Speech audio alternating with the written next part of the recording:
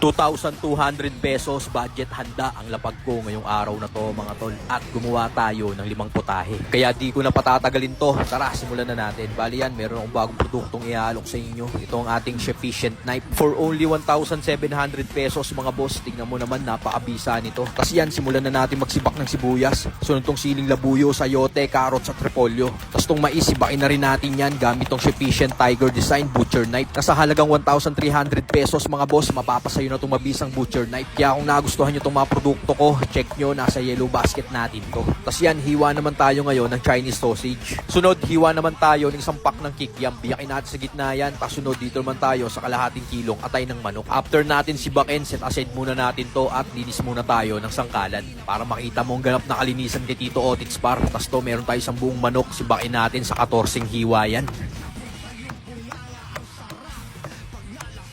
Tapos yan, kunin natin mga boss. Tapos rektal lagyan natin ng asin. Sabay lamukusin natin maigi para matanggal yung mga unnecessary shit ng ating manok. Sabay hugasan natin yan hanggang sa luminaw ang tubig at okay na to.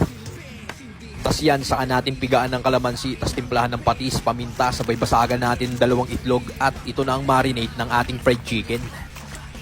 Dito naman tayo sa 1.5 kilong pork ribs mga boss. Lagyan natin ng baking soda to, pampalambot. Saan natin lagyan ng egg white. Tapos saan natin timplahan ng black pepper, 5 spice powder, aroma at asin at sesame oil. Sabay haluin natin mga boss at ito na ang marinade ng ating salt and pepper ribs.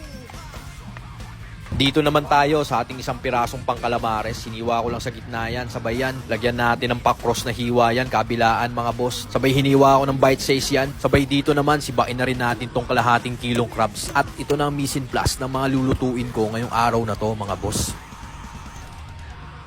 Ednis tayo ng kalan, pakulo tayo ng tubig. Linagyan ko na rin ng luya yan, pantanggal lansa. Una nating isalang itong ating hipon. Binalance lang natin yan ng mga 15 seconds. Sunod natin tong pusit. Sunod, blanch na rin natin itong tig-kalahating kilong tahong at crabs.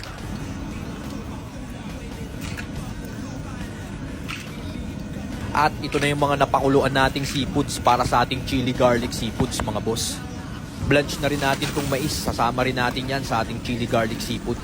Tapos dito naman, after kong mamarinate itong salt and pepper ribs, coating na natin to dito sa cornstarch.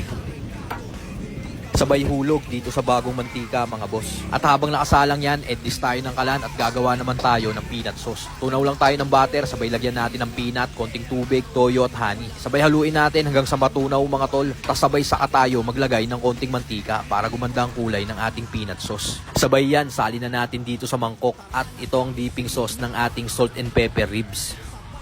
Balikan naman natin tong nakasalang nating ribs mga tol. Hanguin na natin to at okay na to. Tapos dito naman, salang naman tayo ng talyasi. Tapos yan, naglagay na ako ng mantika. Sunod na natin tong bawang. Tapos sunod na rin natin tong siling labuyo. Lagyan na rin natin ng shrimp cubes mga tol. Saan natin lagyan ng brown sugar, black pepper at oyster. Sabay haluin natin maigi mga boss. Saan natin ihulog tong ating seafoods. Sunod na rin tong mais. Tapos yan, haluin natin maigi hanggang sa kumapit sa kanya. At ito na ang ating chili garlic seafoods mga boss.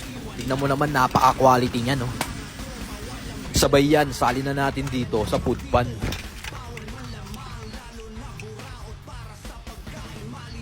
Tapos yan, nilagyan ko na lang yan ng dahon ng kinchay, pinaka-garnishing niya. Dito naman, magprito na tayo ng kikiam sa talyase mga tol. Tapos yan, bawas tayo ng mantika mga boss, saka natin hulog tong sibuyas. Tapos sunod na rin tong bawang. Sangkutsahin lang natin yan, tapos hulog na natin tong atay at Chinese sausage. Saka natin timplahan ng oyster at black pepper. Haluin lang natin uli hanggang sa kumapit sa kanya. Saka natin hulog tong gulay at kikiam. Saka natin lagyan ng tig-isang chicken at shrimp cubes.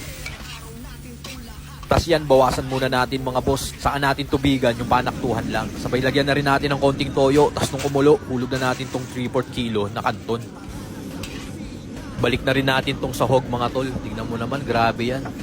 PSG kanton ni Tito Otit's yan par. Lagyan na rin natin ng konting sesame oil para lalong bumisa.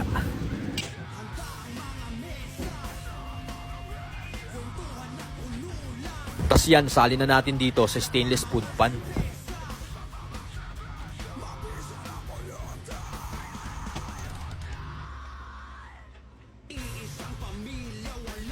Dito naman, salang na natin tong fried chicken. Bali, harina at cornstarch na lang ginawa akong coating niyan mga tol.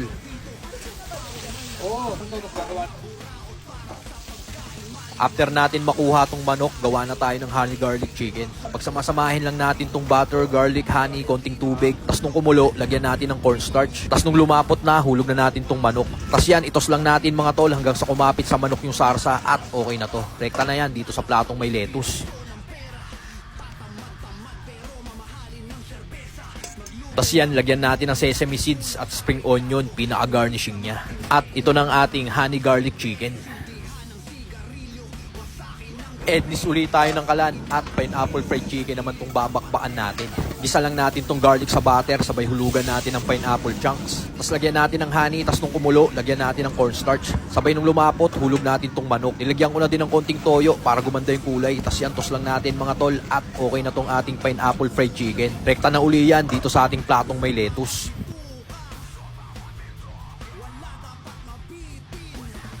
Tapos tong pinaka-pineapple, lagay na natin sa ibabaw mga tol. Tapos lagyan na rin natin yan ng siling berde, spring onion at labuyo, pinaka-garnishing niya.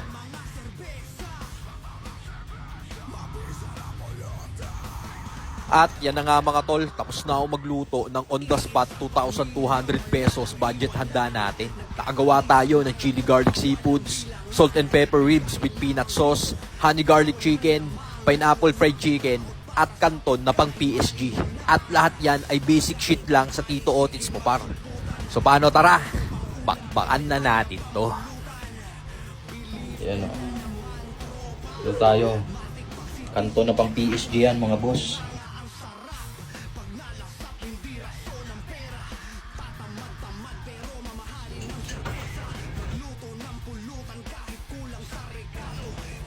Tikim din tayo ng cake mga boss. Ayan o. Isang chicken. Yun o. Talaga naman. Ito kasi mga boss, bawal sa akin to. Magkakagout ako rito.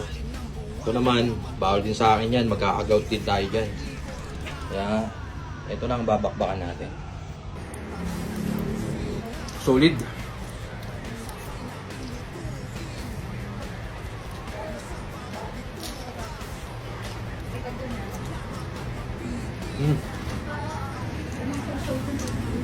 Ang sarap ng kanton.